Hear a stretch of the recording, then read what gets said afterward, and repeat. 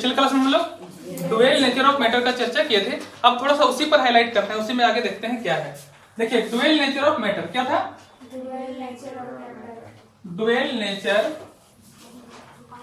Of matter, इसका चर्चा हम लोग पिछले क्लास में किए हैं, है ना। डुअल नेचर ऑफ मैटर में क्या कहता है कि मैटर का जो पार्टिकल होते हैं, छोटे पार्टिकल होते हैं, उसमें दो तरह का गुण होगा, एक वेव वाला भी और एक पार्टिकल वाला भी, मतलब भी होंगे, और उनका जो गति होगा इस प्रकार से होगा। अब ध्यान दीजिएगा इसका रिलेशन कैसे जा रहा है मॉडर्न कॉन्सेप्ट, ठीक है। नील्स बोर ने क्या कहा था, याद कीजिए, नील्स बोर ने कहा था कि ये हो गया न्यूक्लियस और इसके चारों ओर इलेक्ट्रॉन ऑर्बिट में, कक्षाओं में, विभिन्न कक्षाओं में घूमते हैं, ठीक है। अब यहीं पर जो डुअल नेचर डी ब्रोगली का जो सिद्धांत आ गया, यहीं पर ये फेलियर हो गया। ये कह रहा है कि विभिन्न कक्षाओं में ऑर्बिट में घूमते हैं, मतलब क्या है, ये सर्कुलर पथ है कि नहीं, इस तरह से घूम रहे हैं। लेकिन डुअल नेचर ऑफ मैटर कहता है कि जो कोई भी छोटा पार्टिकल होता है वो वेव की तरह चलता है। अब जब इसको ऑर्बिट जब हम बोल रहे हैं तो पार्टिकल तो ऐसे ना चलेगा, तो कहां रहा ऑर्बिट, ऑर्बिट तो खत्म हो गया। तो नील्स बोर का जो है फेलियर यहाँ पर हो जा रहा है। पहला डेवलपमेंट क्या है, डुअल नेचर ऑफ मैटर, यहाँ पर फेल जो हो जा रहा है, यहाँ पर फेल हो जा रहा है क्या कि ये इस तरह से वेव बनाएगा। तो ऑर्बिट कहाँ रहा, ऑर्बिट रहा नहीं, गोल गोल चक्कर लगाया नहीं, ऐसे ऐसे ऐसे ऐसे चल रहा है, ठीक है। किससे आया ये, डुअल नेचर ऑफ मैटर से आया। अब इस तरह से आ रहा है तो ऑर्बिट का तो कोई बात ही नहीं है।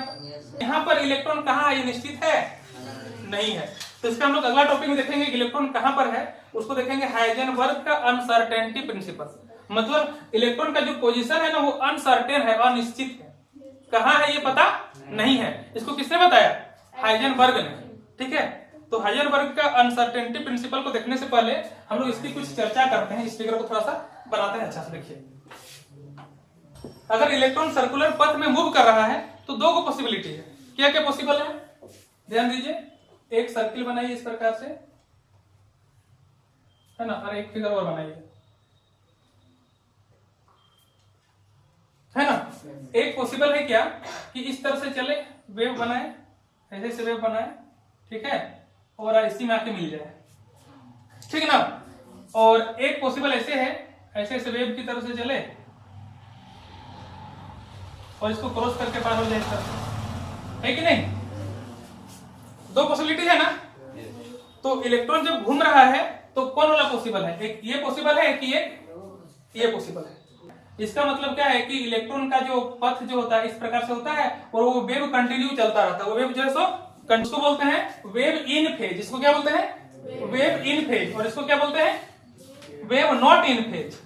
तो जो वेव फेज में है, जो वेव इन फेज है वही स्टेबल है, इसी को मान्यता मिला, इसको मान्यता नहीं मिला, ये कट आउट हो गया, ये नहीं, ये जो है सो चला है, ठीक ना। अब यहाँ पर चला है, ये इस तरह से इन फेज में है, तो इसका कुछ चीज हमें निकालना पड़ेगा। अब क्योंकि यहाँ पर इलेक्ट्रॉन घूम रहा है तो इसका एंगुलर मोमेंटम भी तो कुछ बनेगा, बनेगा कि नहीं बनेगा, बनेगा। तो देखिए वो कैसे निकलेगा।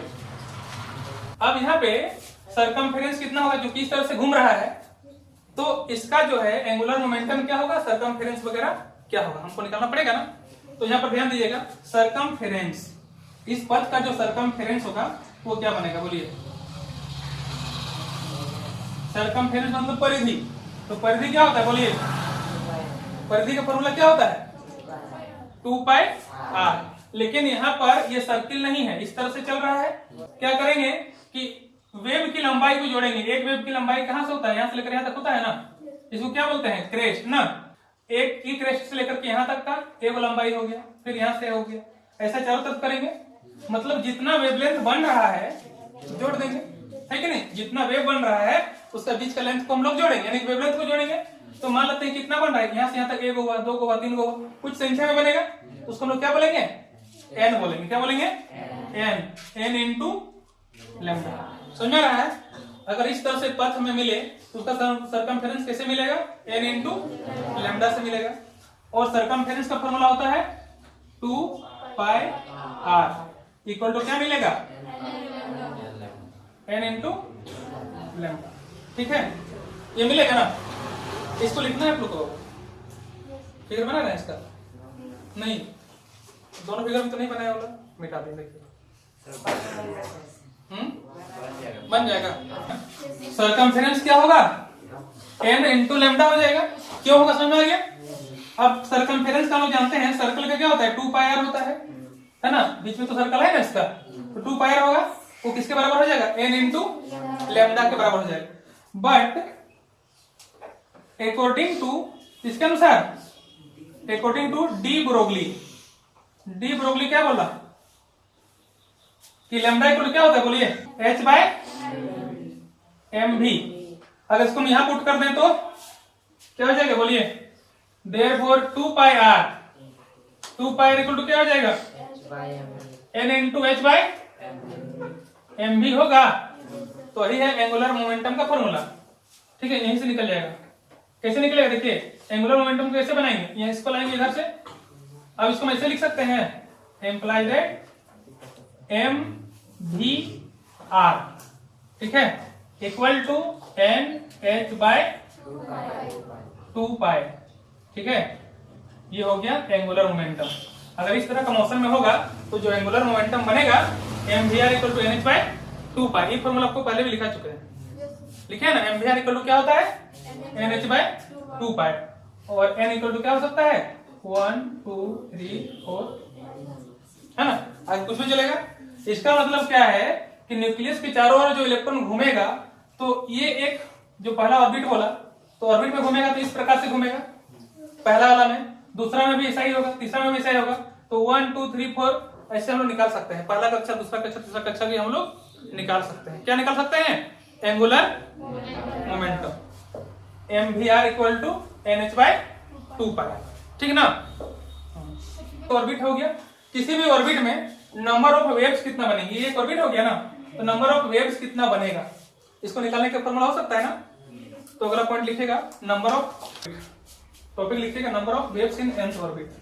देखिए ये कोई ऑर्बिट हो गया, इसमें कई ठो वेव बन रहा है, ठीक है ना, इसको गिनना पड़ेगा ना वेव को, यहाँ से यहाँ तक वेवलेंथ हो गया, तो यहाँ से 1 हो गया, 2 हो गया, 3 हो गया, 4 हो गया, 5 हो गया, 6 हो गया, 7 हो, इसमें 7 बन रहा है। तो अलग अलग ऑर्बिट क्या रहेगा, तो उसमें वेव कितना बनेगा, क्या निकाल सकते हैं आप लोग, बोलिए। हम बोलेंगे सीधा रेखा यहाँ पे 10 मीटर का है, मान लेते हैं 10 मीटर का है।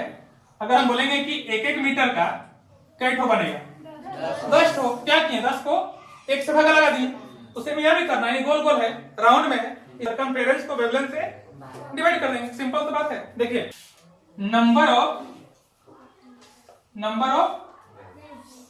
Waves in nth orbit, nth orbit में क्या बनेगा, ध्यान दीजिएगा, क्या होगा, सरकमफेरेंस, जितना सरकमफेरेंस है कि नहीं, circum by wavelength, circumference by wavelength होगा कि नहीं होगा, इक्वल टू सरकमफेरेंस क्या होता है 2 पाई आर ना, 2 pi R divided by wavelength lambda, imply that क्या हो जाएगा 2 pi R divided by M V, है ना, होगा, imply that 2 pi R into M V by H, बोल सकते हैं ना, बेटा था इधर 2 पाई एम भी आर, बोल सकते हैं ना, बाय एच, इंप्लाई दैट ये 2 pi into M V are का अभी निकाल चुके थे से पहले, क्या निकाले थे बोलिए, हाँ, एन एच बाय 2 पाई, ये डिवाइडेड बाय एच, 2 पाई क्या आ जाएगा, ये यहाँ से कट जाएगा, क्या बचेगा बोलिए, ये भी कट जाएगा, सिर्फ क्या हो जाएगा n। मतलब किसी भी ऑर्बिट में जो वेव की संख्या होती है उसका ऑर्बिट की संख्या n होगा। nth ऑर्बिट के लिए क्या आता है n, क्लियर है, nth ऑर्बिट के लिए क्या आता है n, है ना। तो अगर बोलेगा कि थर्ड ऑर्बिट में कितना वेव बनेगा, कैट वेव बनेगा 3 ठो, फोर्थ ऑर्बिट में, फिफ्थ ऑर्बिट में 5 ठो। तो किसी भी ऑर्बिट में नंबर ऑफ वेव्स कैसे बनेंगे समझ में आ गया, ठीक है, मिलते हैं अगले क्लास में।